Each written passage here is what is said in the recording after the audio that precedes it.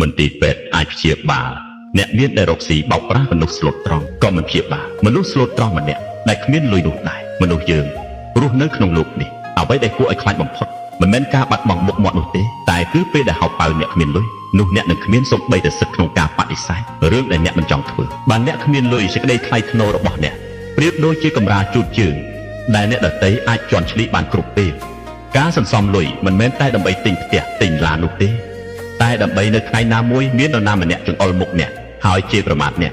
ហ៊ានក្នុងការដើរចេញដោយមិនចាំបាច់អង្វរអ្នកណាប្រាក់សន្សំរបស់អ្នកអាចធ្វើឲ្យអ្នកគេងលក់ស្រួលទោះបីក្នុងពេលបាត់បង់ការងារក៏ដោយនៅពេលសមាជិកគ្រួសារឈឺសម្រាប់លើក្រែមន្ទីរពេទ្យអ្នកមិនចាំបាច់ភ័យព្រួយព្រោះអ្នកមានលទ្ធភាពព្យាបាលឲ្យគាត់វាគឺជាកម្លាំងចិត្តដែលធ្វើឲ្យអ្នកមិនខ្លាចទោះជីវិតជួបឧបសគ្គនិងបញ្ហាច្រើនយ៉ាងណាក៏ដោយហើយវាក៏ជាផ្លូវក្រោយសម្រាប់ខ្លួនឯងនៅក្នុងពិភពលោកដែលផ្លាស់ប្ដូរគ្រប់ពេលវេលាមួយនេះប្រាក់សន្សំរបស់អ្នកគឺជាបងប្អូនពិតរបស់អ្នកតែមួយគត់ដែលនៅអាចទាញអ្នកឡើងនៅពេលដែលជីវិតរបស់អ្នកគ្មានអ្នកចាំជួយដូច្នេះហើយពេលដែលអ្នកអាចរកលុយបានត្រូវខំសន្សំឲ្យបានច្រើនគ្មាននរណាម្នាក់អាចមានសំណាងពេញមួយជីវិតបានទេពេលជីវិតកំពុងរីកចម្រើនត្រូវរៀបចំផ្លូវសម្រាប់ថ្ងៃស្អែកអ្វីដែលអ្នកកំពុងសន្សំវាមិនមែនគ្រាន់តែជាលុយប៉ុណ្ណោះទេតែវាគឺជាសេចក្តីថ្លៃថ្នូរដែលអនុញ្ញាតឲ្យអ្នកឈរបានយ៉ាងរឹងមាំនៅក្នុងពិភពលោកមួយនេះការចេះរកលុយគឺជាសមត្ថភាពតែការចេះសន្សំលុយទើបជាប្រាជ្ញាពិតប្រាកដពិភពលោកនេះទទួលស្គាល់តែសមត្ថភាពមិនមែនទឹកភ្នែកនោះទេ